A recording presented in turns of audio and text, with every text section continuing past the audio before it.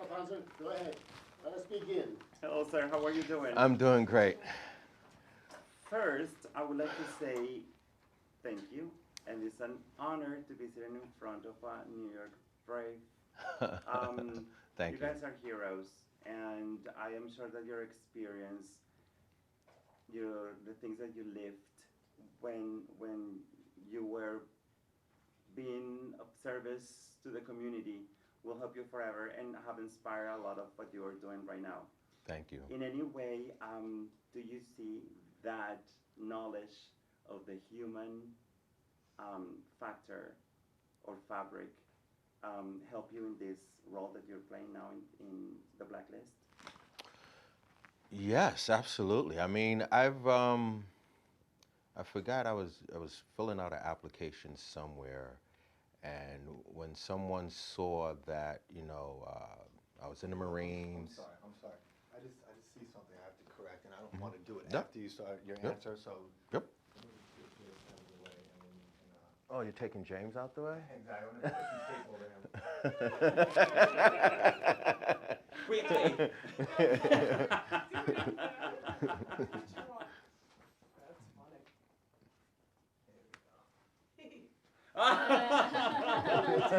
He was going to put it Okay, we're good. Um, Sorry. Thank you for that. So should I repeat the whole thing? Yes. You want to start from the beginning? Okay, We of start from course. the top. Hello. Hello, hello. First of all, I want to say thank you. It's an honor to be sitting in front of a New York Brave ex fire department member, and I want to ask if that experience and knowing the human fabric there, all the things and your experiences, um, help you somehow to build this character that is now in a fifth season of the Blacklist. Yes, thank you. Um,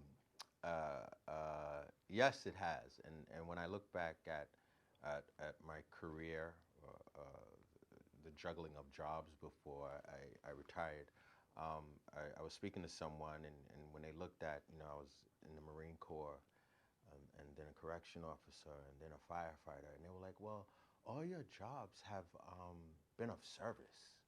Um, and so we just had a quick discussion about, I guess, my passion and love for helping others. So, in a way, when you look at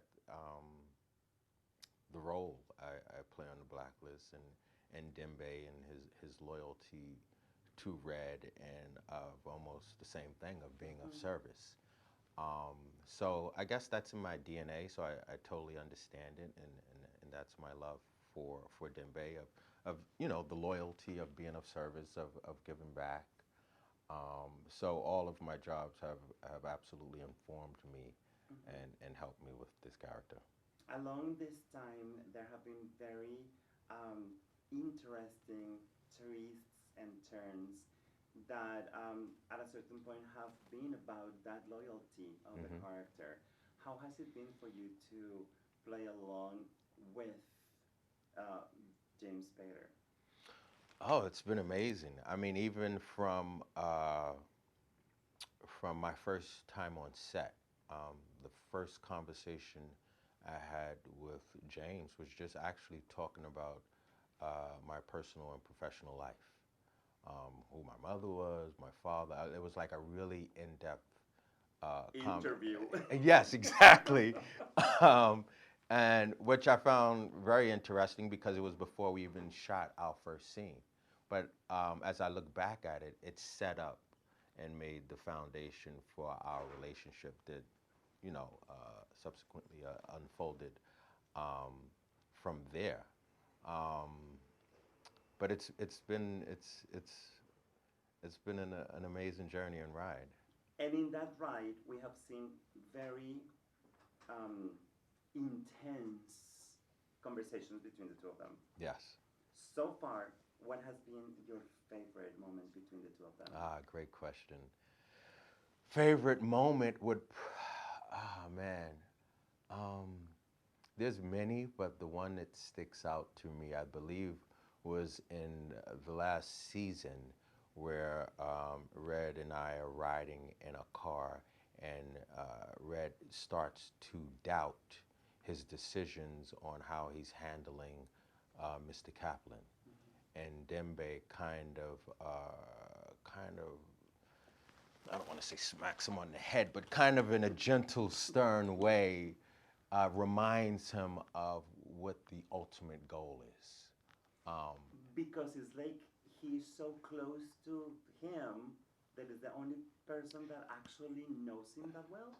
Well, not only knows him that well, but I think he's the only person that Red is even comfortable being vulnerable around.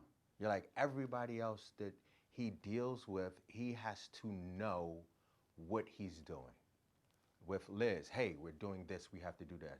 I can't tell you why, but we're going to do this. Everybody else, he's giving out orders. And with me, he can give an order, but he's never with anybody else said, hey, am I making a mistake? I don't know if this is right.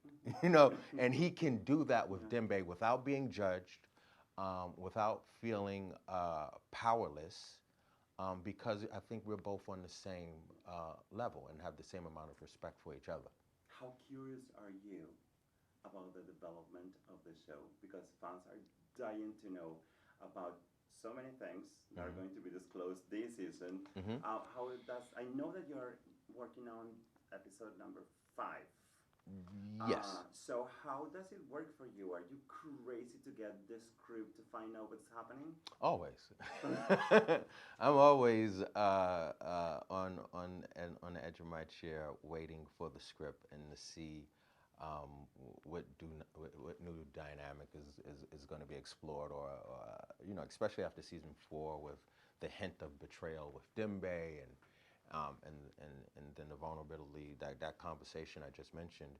So I'm always on the edge of my chair wondering what's going to happen now. Is Dembe going to, you know, especially even also when they introduce the box, that Dembe say, hey, when you're ready to go, open this box. And even though I pushed it away, you know, that makes me question, okay, is that box ever going to be introduced again? And how does Dembe deal with that and struggle with that? So. And now Dembe has to find that box. Yeah.